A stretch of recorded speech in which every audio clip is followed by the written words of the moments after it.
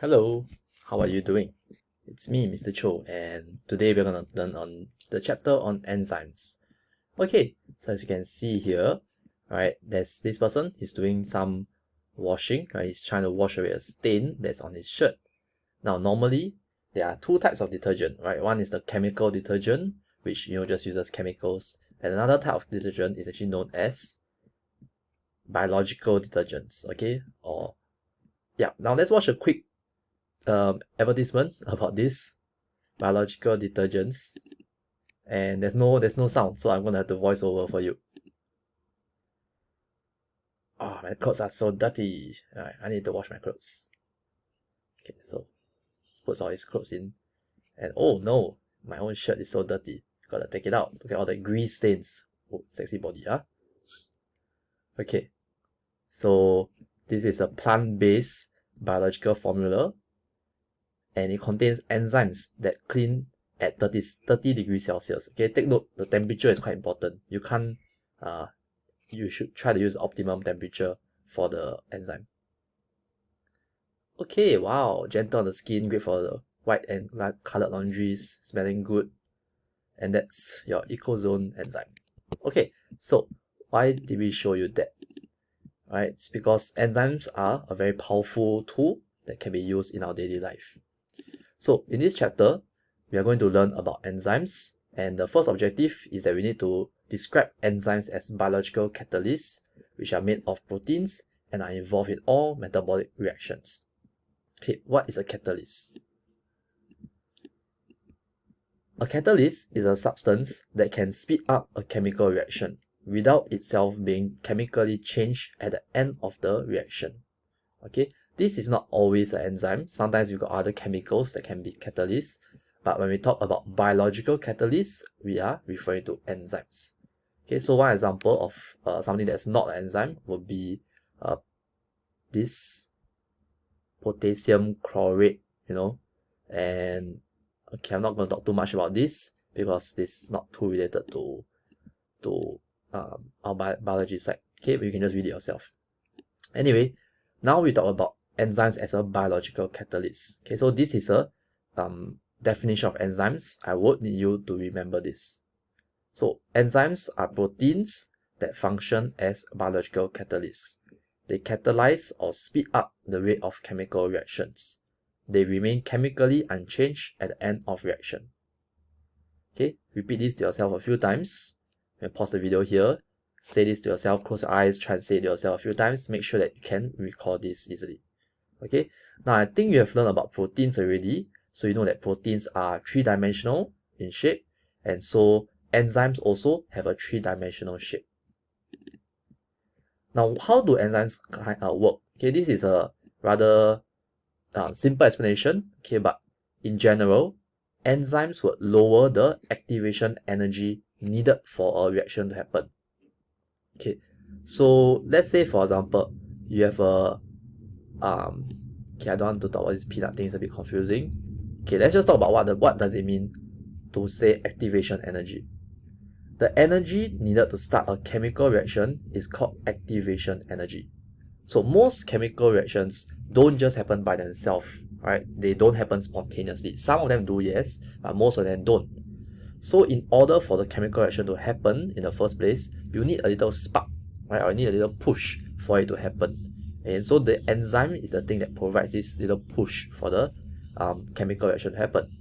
So let's look at this picture over here. Imagine a chemical reaction as the process of rolling a huge stone, which is called a reactant, up a hill so that it rolls down and breaks into tiny pieces called products. Okay, so we got this thing called reactants. Reactants are what you have at the start of your chemical reaction, and products are what you have at the end of your chemical reaction.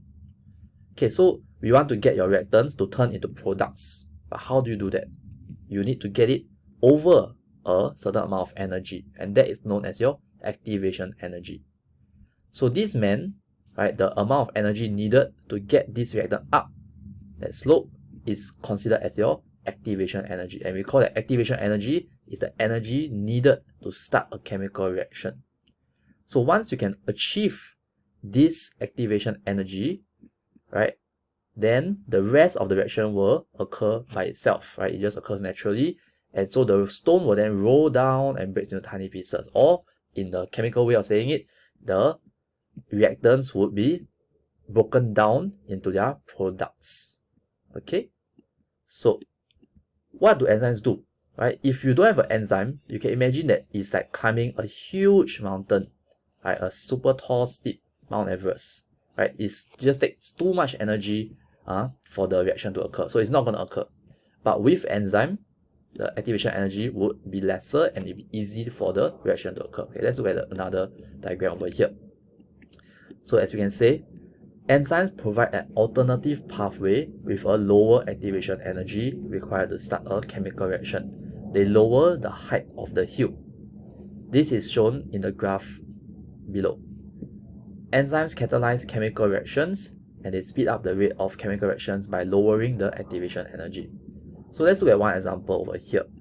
This enzyme can break down glucose into carbon dioxide and water. Okay, so this might sound a bit familiar because this is what you call as a respiration enzyme, right? It's an enzyme that's actually found in the mitochondria. It helps to do aerobic respiration. Okay, so inside the mitochondria, actually, there's many enzymes that can do, not say many, there's a lot of enzymes that do this aerobic respiration. So we got the reactants. The reactants in aerobic respiration is glucose and oxygen. Then we will need the enzyme to come in and give it that activation energy with the enzyme. Okay, so you see here in red, this is the amount of energy that is needed to activate or start this reaction. So with the enzyme, it's very low or it's very shallow. So it's easy for the reaction to occur, and so we will get the products, which is the carbon dioxide and water. And also, if you learn about aerobic respiration in the future, there's also one product called large amount of energy, but that one is safe for the future. Okay, but what's the difference? If you do the reaction without enzyme, the activation energy is so high, it may not even happen. Okay, so what is this overall energy change? This overall energy change is the amount of energy that, okay, let's see, if the overall energy is negative, there's a decrease in energy content. If the overall energy change is positive, there's an increase in energy content. Okay, honestly, not very super important. Just need to remember these two things. Okay, this is activation energy with enzyme, short. Activation energy without enzyme, tall. Okay, and then yeah, that's more or less what we can learn about activation energy. Okay, so now let's move on and let's talk about the different reactions that enzymes can catalyze. So we have learned about this in maybe our Sec 2 science or maybe in the chapter on nutrients. So let's try and use this as a recap. Okay, so we know that food molecules are very large and insoluble in water, and these molecules cannot diffuse through the cell membrane. Okay, one example would be starch. When you eat starch that comes from your potato, your rice, those are very big molecules. They cannot actually even enter into your body, the cell membrane of the small intestine. They can't even enter into it because they're too big. So they need to be broken down into simpler and smaller substances so that they can become soluble in water and small enough to diffuse through the cell membrane. This is a very important point. It must be small so they can diffuse through. Okay, so let's look at some examples here. There's a group of enzymes. They are known as digestive enzymes. Okay, digestive enzymes are not the only kind of enzymes in our body. We have many other types of enzymes, but in general, we kind of focus more on this because they're easy to understand. Okay, so in the the secondary school biology syllabus, that's what we care about. Okay, so let's look at some examples here. We have a starch molecule. Now remember, a starch molecule is simply a very long chain, thousands of units of the glucose, individual glucose molecules here. So the first step is that, in your mouth, there's amylase enzyme, and also in your small intestine, there's amylase enzyme.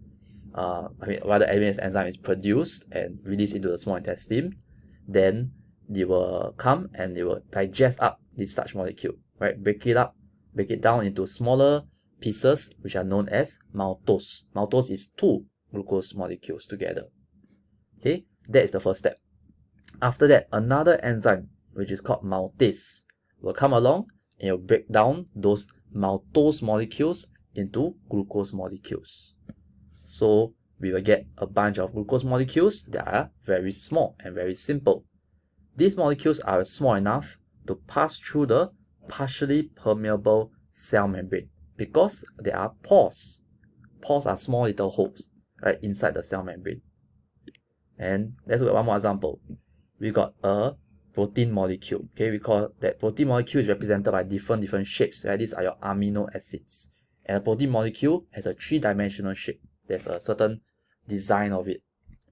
So various proteases will come and digest it down. Eventually, it will become the simplest form, which is amino acid molecules. Okay, and these amino acid molecules are small enough to be able to pass through the cell membrane and enter into the cell, where they can then be used for other things, right? For example, growth and repair the cell, etc., etc. Whereas the glucose, right, will be used for respiration. Okay, so just a recap, there are 4 main digestive enzymes. We have amylase, which digests starch to maltose, maltase, which digests maltose to glucose, protease, which digests proteins to polypeptides first, then to amino acids. Okay, actually it's 2-step process. So for protease, it happens first, proteins to polypeptides in the stomach, and then polypeptides to amino acids in the small intestine. So 2 steps. Then lastly, lipase, which digests fats to fatty acid and glycerol. Okay, actually it will be 3 fatty acid, 1 glycerol. Okay, so you notice some interesting thing about the enzyme names here, right? You see, they all end with a ASE. So in general, most things that end with ASE are enzymes. Things like, there's another thing called catalase. Catalase will do something to this thing called hydrogen peroxide. Okay, then we'll talk about it in the lab. Okay, let's talk about what enzymes can do. Okay, so I said that enzymes can be involved in digestion. There's a lot more than digestion. So there are reactions that can build up complex substances. This is known as an anabolic reaction. Okay, not super important, but this one maybe if you go JC, then it's important. Anabolic means you are building something. Okay, you are building something. So like for the bodybuilders, right, they say, wow, I'm going to do this anabolic exercise, right, to build up my muscle. Okay, then the opposite of that is what you call as breakdown complex substances, which is called a catabolic reaction. So here we got some example. When you build up a complex substance, for example, amino acids in the cells can be used to build up proteins. And so in the cytoplasm, there are actually special enzymes that can catalyze such reactions. So whatever was broken down in the small intestine and absorbed, right, can then be used again inside the cell to build proteins again, okay, which our cells can then use. Okay, and another example would be in photosynthesis, glucose is synthesized from carbon dioxide and water, and it's also done by enzymes. Okay, so these reactions are known as building up complex substances, anabolic reactions. And also, we have the breakdown complex substance reactions. For example, large molecules in food are broken down into smaller molecules by digestive enzymes. In cell respiration, glucose is broken down to release energy and form carbon dioxide and water. Thus, this process involves a series of chemical reactions, each catalyzed by a different enzyme. The enzymes act together to completely break down glucose. And hydrogen peroxide, okay, which I talked a bit just now, is sometimes produced during chemical reactions in the cell. This substance is toxic to the cell. Both plants and animal cells produce the enzyme catalase to break down hydrogen peroxide to water and oxygen and remove the toxic effect. Catalase is especially abundant in the blood and liver of mammals. Okay, so we can see that enzymes catalyze practically all of the chemical reactions that occur in the organism. However, enzymes are produced only when they are needed. For example, digestive enzymes are produced only when there's food to digest in the alimentary canal. Okay, so our body is quite efficient. It uses up proteins, right, to make the enzymes. So it's not gonna just like randomly produce enzymes for no reason. Only when it really is needed, then it will produce. Okay, so let's now talk about how enzymes are named. Just a fast one. there's this guy called Theodor Schwann, who's a German, and he was learning about this thing called pepsin. Okay, so he discovered the first enzyme. Yeah, and that's why. Okay, wait, no. Okay, he discovered the first enzyme, which is called pepsin, right? And this is one of the few enzymes that is not ending with a ASE, right? That's why it's a bit strange. So after some time, people say that, okay, it's better if we follow a certain system. So we will say, what does the substance that the enzyme acts on, and we end it with a ASE. Okay, that's how we name it. So we got lipase that will act on lipids. Okay, some people call lipid as fats, but they're actually slightly different a bit, just a little bit. Okay, now there are three main groups of enzymes or digestive enzymes, and they are known as carbohydrases. These are the enzymes that digest carbohydrates. Right, there are two main ones that you should know. First one called amylase, which digests starch into maltose, and then maltase, which digests maltose into glucose. These are under the category of carbohydrases. Then we also got proteases that digest proteins. We may learn about this one called pepsin, pepsinogen and trypsin. Okay, but maybe depending on whether it's a need to, we will go more in depth into it. Okay, lastly, lipases. Lipases are just enzymes that work on fats, which are called lipids. Okay, so I want you to try these practice questions by yourself, write answers over here, and then you can also go and get started on worksheet 4.4a, the theory worksheet for 4a. Okay, let's see if we can chung this one.